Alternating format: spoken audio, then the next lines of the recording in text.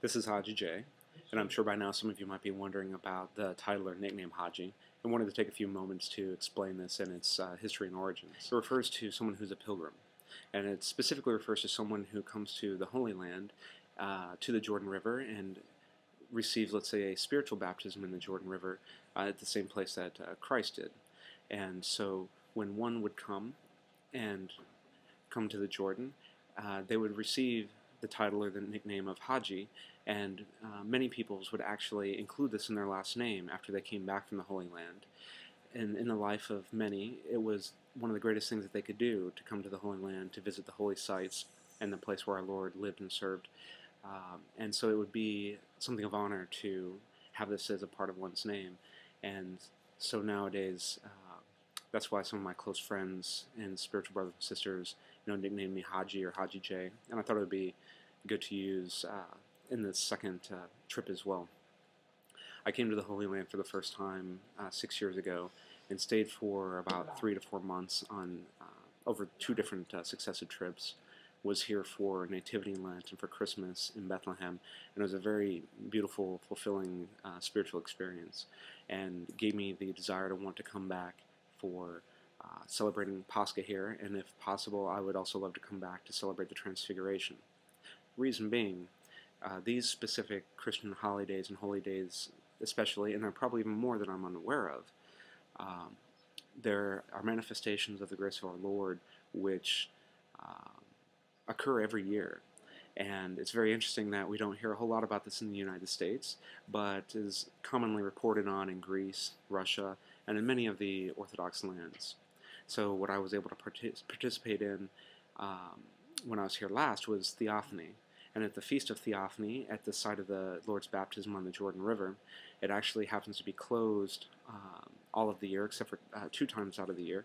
And it's currently closed because ever since the war with Jordan, and there are military bases on both sides. There used to be monasteries on both sides, but now, since there's a presence of military, they only open it during 2 festival times of the year, one being Theophany, during the celebration of our Lord, and the other being during Bright Week, the week after Pascha. And that's when all of the pilgrims come out to the Jordan River. During the other times of the year, if you want to visit the Jordan, there's another site that has been set up to help facilitate pilgrims and visitors to visit the Jordan. But so, at this particular feast, during some of the hymns for Theophany, we read about how the waters receded, or that the waters turned back towards their source, when the Lord and the Creator of all was coming down to step into the waters, that out of humility, that they turned back, as it were. And this actually literally happens on the Feast of Theophany every year. During the service, towards the end of the service, when the priests are blessing the water, and in this case it's the Patriarch of Jerusalem, he throws a cross into the water 3 times. And as soon as he throws the cross into the water, what was once a very calm and serene surface of the water, flowing very, very slowly down towards the Dead Sea, so slow that it looks like a pane of glass that you can see reflections in, etc., starts to churn, and there's movement, and starts to flow back upstream. It's a very unique experience, and I've caught some of it on video. I'll try to insert here at the end.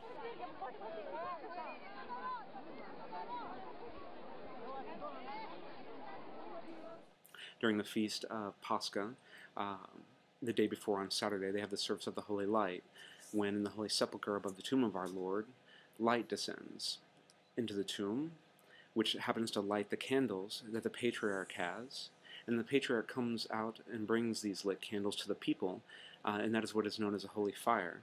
And the fire is distributed to everyone holding candles, and the very unique thing is not only that there's a manifestation of God's grace in the form of light that descends, but also that the fire has properties beyond natural properties.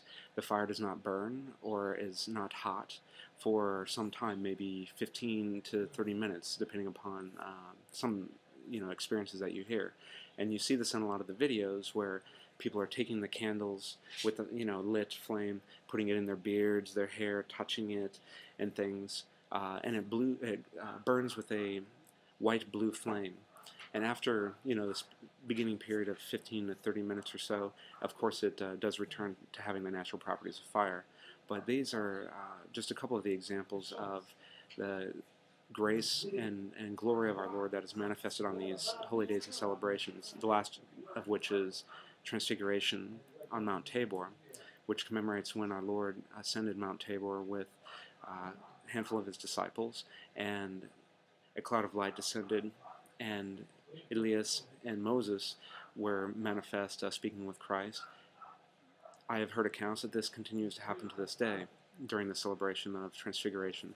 A cloud of light descends upon Mount Tabor, and during the Holy Liturgy, specifically during the Anaphora, when we call upon the grace of the Lord to transform the offerings of bread and wine into the body and blood, that a cloud of light descends and makes its way, so to speak, through the crowd. I have not seen it nor experienced it, so I can't quite describe how this might look or what this experience might be like, but it's definitely something that I would like to see and experience. And I hope that my explanation on the term Hadji or Hadzis made sense. If you have any questions, don't hesitate to comment or shoot me a note. But thank you again for joining. God bless, and until next time.